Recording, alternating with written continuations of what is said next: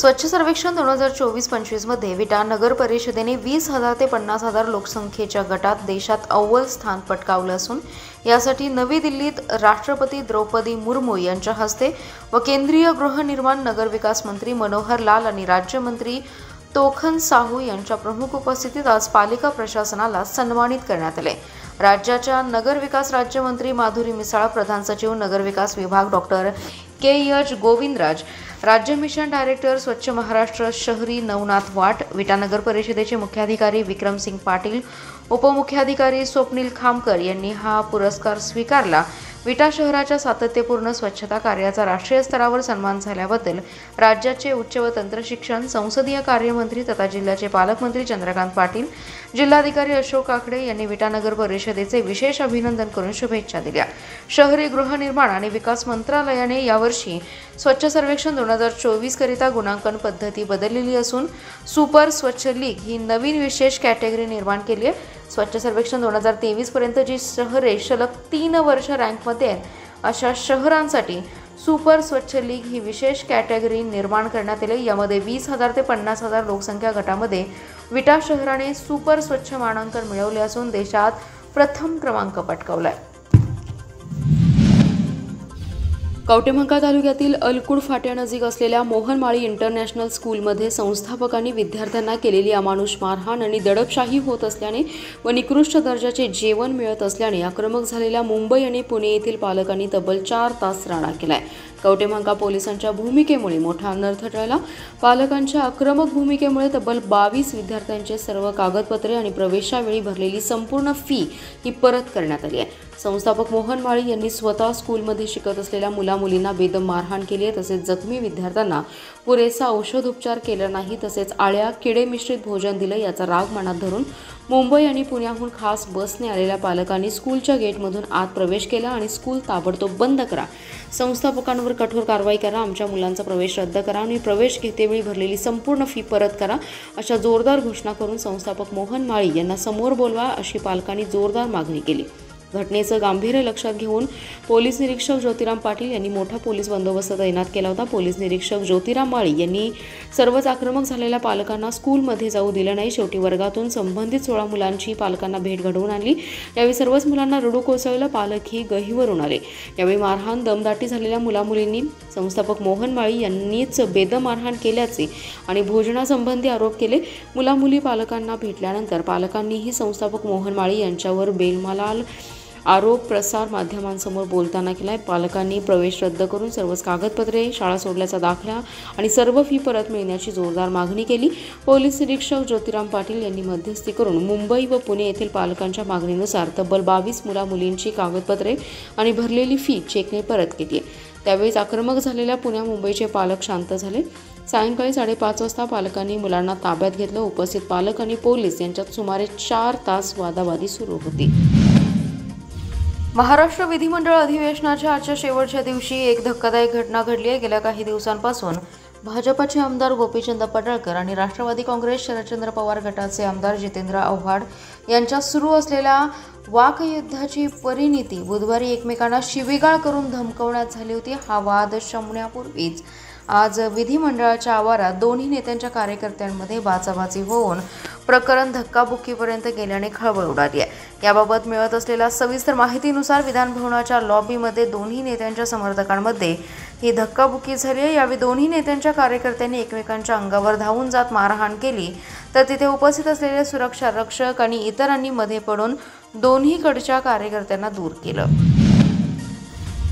तासगाव तालुक्यातील सावळज येथे तिसऱ्या दिवशीही बाधित शेतकऱ्यांनी मोजणी रोखली। आमची जमीन शक्तीपीठ महामार्गाला द्यायची नाही याबाबत मुख्यमंत्री रस्ते विकास महामंडळ तसेच सर्व भूसंपादन अधिकारी यांना भेटून निवेदन देऊन सांगण्यात आले। पहिल्या दिवशी आमची जमीन द्यायची नाही असं सांगितलं असतानाही आज तिसऱ्या दिवशी मोजणीला आलेले तासगाव तहसीलदार आणि मोजणी अधिकारी यांच्यासमोर बोंबलून शेतकऱ्यांनी आक्रोश केला आणि चले जावच्या जोरदार घोषणाबाजी केली आहे। मंगळवारी पहिल्या दिवशी सावळज येथील वनीकरण गटामध्ये शक्तीपीठ महामार्गाची मोजणी सुरू करण्याचा प्रयत्न मोजणी अधिकारी करत असताना सर्व बाधित शेतकऱ्यांनी प्रखर विरोध करून मोजणी बंद पाडली होती। तासगाव तालुक्यातील गव्हाण, वज्रचौंडे, मतकुणकी, नागाव कवठे येथे शेतकऱ्यांनी विरोध करून मोजणी रोखली होती।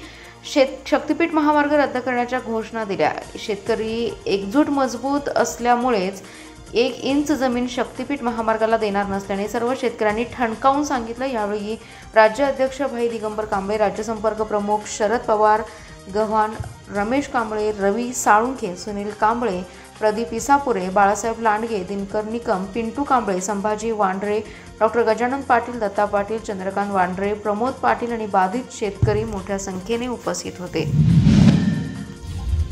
राज्यात निवडणुकीपूर्वी लाडक्या भावांसाठी सुरू केलेल्या मुख्यमंत्री युवा कार्य प्रशिक्षण योजनेत सहभागी झालेल्या बेरोजगारांना हक्काची भाकरी मिळावी यासाठी मुंबईत आझाद मैदानात 14 रोजी आंदोलन केलं, परंतु पोलीस बळाचा वापर करून आंदोलन दडपलं। त्यामुळे बेरोजगारांना न्याय मिळण्यासाठी सांगलीत 1 ऑगस्टपासून कृष्णा काठावर बेमुदत आंदोलन करण्याचा इशारा श्री संत बागडे बाबा मानवमित्र संघटनेचे संस्थापक तुकाराम बाबा महाराज यांनी दिला। ते म्हणाले, लाडक्या भावांना काम देण्यासाठी मुख्यमंत्री युवा कार्य प्रशिक्षण योजना सुरू केली। महाराष्ट्रातील 36 जिल्ह्यातील 1,34,000 युवकांना काम मिळालं।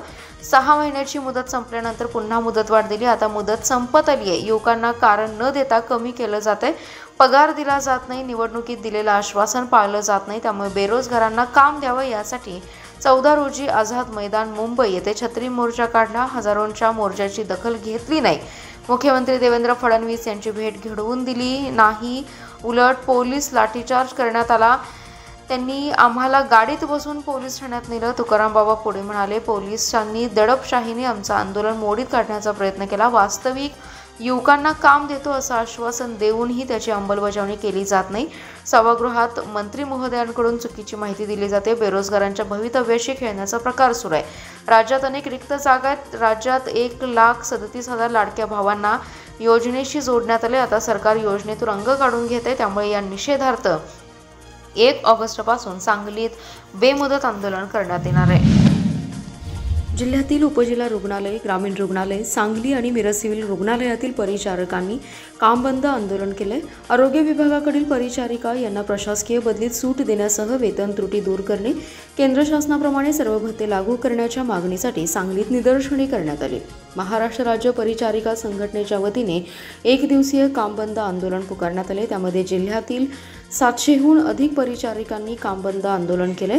संघटनेने दिलेल्या निवेदनात म्हटले आहे की सार्वजनिक आरोग्य विभागाकडील परिचारिका यांना प्रशासकीय बदलीमधून सूट देणे, वेतन त्रुटी दूर करा, केंद्र शासनाप्रमाणे सर्व भत्ते लागू करा, सरळ सेवेने पदभरती आणि पदोन्नती करावी, तसेच सरळ सेवा भरतीमधील 90-10 धोरण रद्द करण्यात यावे, कंत्राटी पद्धतीने नोकर भरती बंद करणे, ग्रामीण रुग्णालयाकडील निरसित करण्यात आलेली परिसेविका पदे पुनर्जीवित करणे, बायोमेट्रिक हजेरीची सक्ती रद्द करणे, शासकीय निवासस्थानामध्ये राहण्याची सक्ती रद्द करणे, नर्सिंग विद्यार्थ्यांच्या विद्यावेतनामध्ये वाढ करा, पदनामामध्ये बदल करणे आणि इतर मागण्यांसाठी आज 1 दिवसीय काम बंद आंदोलन करण्यात आलं। मागण्या मान्य न झाल्यास शुक्रवार दिनांक 18 पासून सांगली जिल्ह्यामध्ये सर्व ग्रामीण रुग्णालय आणि उपजिल्हा रुग्णालय येथे बेमुदत कामबंद आंदोलन करण्यात येईल असा इशारा यावेळी देण्यात आला। या आंदोलनात सुलताना जमादार, उपाध्यक्षा सुरेखा कोळी, योगिनी कोळी, परिचारिका संघटनेच्या अध्यक्षा पूनम दौंडे, वनिता काटे, विकास तांबे, धनाजी जाधव, रुपाली भुसारी यांच्यासह परिचारिका सहभागी होत्या। सांगली मिरज कुपवाड शहर महापालिका क्षेत्रात सिटी सर्वेची हद्दवाढ तातडीने करावी, संबंधित क्षेत्राचे सर्वेक्षण करणे आणि त्याद्वारे प्रॉपर्टी कार्ड तयार करण्यासाठी 35 कोटी रुपये निधी देण्याची मागणी आमदार सुधीर गाडगे यांनी केली आहे। विधिमंडळाच्या अधिवेशनादरम्यान त्यांनी मुख्यमंत्री देवेंद्र फडणवीस यांची भेट घेऊन निवेदन दिले। आमदार गाडगे यांनी निवेदनात म्हटले की महापालिका क्षेत्रात मोठ्या प्रमाणात नवीन अपार्टमेंटची बांधकामे सुरू आहेत। या नवीन अपार्टमेंटमधील फ्लॅट विक्रीचे 90% व्यवहार हे अपार्टमेंट ॲक्ट खाली डीड फॉर डिक्लेरेशन या विक्री व्यवस्थापन पद्धतीने होत आहेत। मात्र सांगली येथील विस्तारित भागात सिटी सर्वेची हद्दवाढ झालेली नाही, त्यामुळे तेथील मालकी हक्काची 7/12 उतार्यावर फ्लॅटधारकांची व्यक्तिगत नोंद घेण्यात अडथळे येतात। फ्लॅटधारकांना खरेदी विक्री व्यवहार करताना अडचणी येत आहेत। बँकांकडून कर्ज पुरवठा केला जात नाही। त्या भागांचे रेकॉर्ड महसूल विभागाच्या बिगर शेती 7/12 उतार्यावरच आहे। सिटी सर्वे हद्दवाढ झाल्यास फ्लॅटची व्यक्तिगत मालकी हक्काची नोंदणी प्रॉपर्टी कार्ड सहज शक्य होईल। या सिटी सर्वे हद्दवाढीसाठी संबंधित क्षेत्राचे सर्वेक्षण करणे, प्रॉपर्टी कार्ड तयार करण्यासाठी सुमारे 35 कोटी रुपये एवढा निधी देण्याची मागणी आमदार गाडगे यांनी केली आहे। सांगली शहर विभागातील सर्व पोलीस ठाण्यातील रेकॉर्डवरील गुन्हेगारांनी आपल्या वर्तणुकीत सुधारणा करावी, पुन्हा गुन्हेगारी कृत्ये केल्यास त्यांच्यावर कठोर कारवाई करण्यात येईल असा इशारा शहर विभागाच्या उपअधीक्षका विमला एम यांनी दिलाय। तसेच कारागृहातून जामिनावर आलेल्या गुन्हेगारांवर लक्ष ठेवण्याच्या सूचना यावेळी त्यांनी गुन्हे प्रकटीकरण शाखेच्या कर्मचाऱ्यांना दिल्या। शहर विभागातील विश्रामबाग, संजय नगर, सांगली ग्रामीण आणि सांगली शहर या पोलीस ठाण्यातील 56 रेकॉर्डवरील गुन्हेगारांची झाडाझडती उपअधीक्षका विमला एम यांनी घेतली। प्रत्येक पोलीस ठाण्यातील एकापेक्षा जास्त गुन्हे दाखल असलेले, शरीराविरुद्ध, मालमत्तेविरुद्ध, खुनाचा प्रयत्न यांसारखे गंभीर गुन्हे दाखल असलेल्या गुन्हेगारांचा आदान प्रदान कार्यक्रम संपन्न झाला। हजर असलेल्या आरोपींची संपूर्ण माहिती घेऊन त्यांचा फॉर्म भरून घेण्यात आला। ते सध्या कोणता व्यवसाय करतात, त्यांच्या उपजीविकेचे साधन काय, त्यांचे मित्र कोण, सध्या ते कोणासोबत फिरतात याची इत्यंभूत माहिती घेण्यात आली। प्रत्येक पोलीस ठाण्याच्या गुन्हे प्रकटीकरण शाखेस त्यांच्या हालचालीवर लक्ष ठेवण्याचे आदेश दिले। सदर आरोपींनी यापुढे कोणताही गुन्हा करू नये, गुन्हेगारी कृत्यात सहभागी होऊ नये, अन्यथा कठोर कारवाई करण्याचा इशारा विमला एम यांनी दिलाय। सध्या जामिनावर बाहेर आलेल्या आरोपींना गुन्हे प्रकटीकरण शाखा तसेच बीट मार्शल यांनी वारंवार तपासणी करावी। वारंवार गुन्हे दाखल करणाऱ्या आरोपींविरोधात हद्दपारीची कारवाईचा प्रस्ताव पाठवण्याचे आदेश त्यांनी यावेळी दिलेत। महापालिकेत काम करत असताना अनेक गोष्टी शिकलो, अधिकाऱ्यांनी देखील चांगली मदत केली, त्यामुळे अनेक विधायक आणि विकासाची कामे करू शकलो अशी प्रतिक्रिया अतिरिक्त आयुक्त रविकांत अडसूळ यांनी आज व्यक्त केली आहे। रविकांत अडसूळ यांची कोल्हापूर महापालिकेत अतिरिक्त आयुक्तपदी बदली झाली, त्यामुळे महापालिकेत त्यांचा निरोप समारंभ पार पडलाय। यावेळी ते बोलत होते। या कार्यक्रमाला उपायुक्त अश्विनी पाटील, उपायुक्त विजया यादव, शहर अभियंता पृथ्वीराज चव्हाण, सहाय्यक आयुक्त नकुल जकाते, सचिन सागावकर, अनीस मुल्ला, मालमत्ता अधीक्षक धनंजय हर्षद, अग्निशामक अधिकारी सुनील माळी, वृषाली अभ्यंकर आदी जण उपस्थित होते। रविकांत अडसूळ म्हणाले, महापालिकेच्या कामकाजाच्या काळात बऱ्याच गोष्टी शिकायला मिळाल्या। आयुक्त शुभम गुप्ता यांच्या नेतृत्वाखाली पूर परिस्थितीत चांगलं काम करता आले, कोणतीही हानी न होता नागरिकांना सुरक्षित स्थलांतरित करता आलं। सर्व कर्मचारी, अधिकारी यांचा समन्वय खूप चांगला असल्याने चांगलं काम करणं शक्य झालं असल्याचं मत त्यांनी व्यक्त केले। तर आयुक्तपदाचा काही काळ पदभार होता, या कामात देखील चांगलं कामकाज केलं याचं समाधान आहे। उपायुक्त अश्विनी पाटील आणि उपायुक्त विजया यादव यांनी देखील रविकांत अडसूळ यांच्या कामाची प्रशंसा केली आहे। प्रशासनात समन्वयाने कामकाज केल्याने परिणाम म्हणून महापालिकेच्या कामकाजात सुधारणा झाली आहे असंही ते म्हणाल्या।